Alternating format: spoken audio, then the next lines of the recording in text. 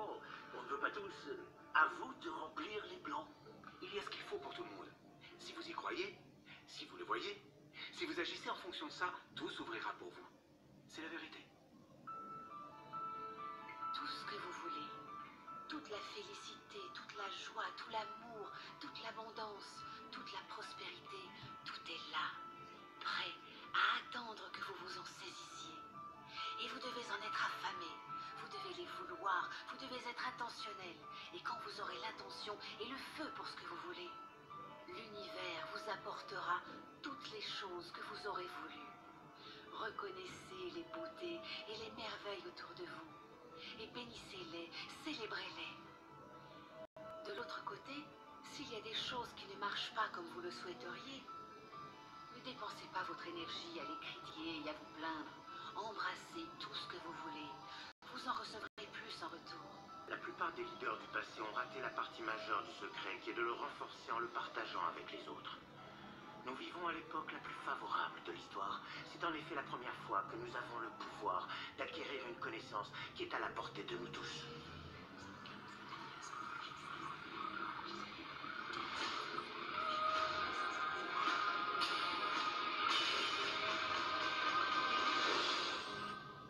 Quand nous regardons ce qui nous entoure, y compris notre corps, nous ne voyons que la pointe de l'iceberg.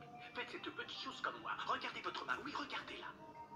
Bon, votre main a l'air compacte, mais en réalité, c'est une illusion. Si vous la placiez sous un microscope suffisamment puissant, vous verriez une masse énergétique en vibration. Toute la matière est faite exactement de la même manière, que ce soit votre main, que ce soit l'océan ou que ce soit une étoile. Tout ce qui existe est énergie. Laissez-moi vous expliquer cela une petite minute. D'abord, il y a l'univers, bien sûr, et notre galaxie, et notre planète.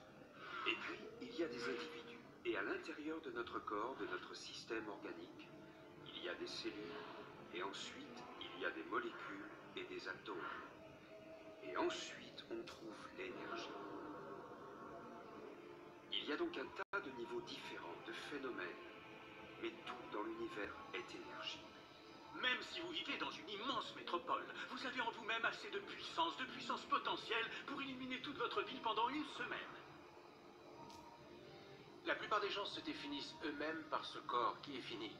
Mais non, vous n'êtes pas un corps fini, parce que même sous un microscope, vous êtes un champ d'énergie. Et que sait-on de l'énergie?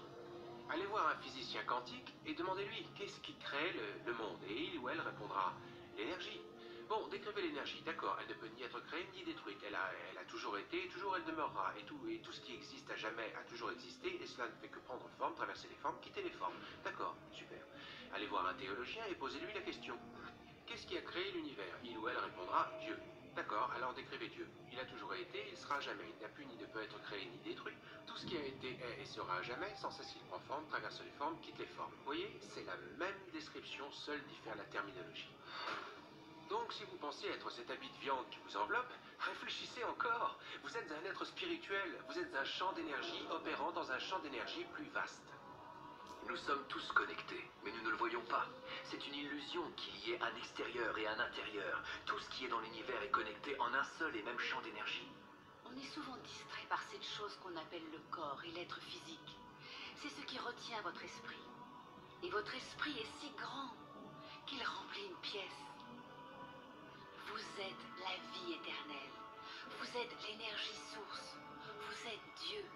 Dieu manifesté sous une forme humaine. Faites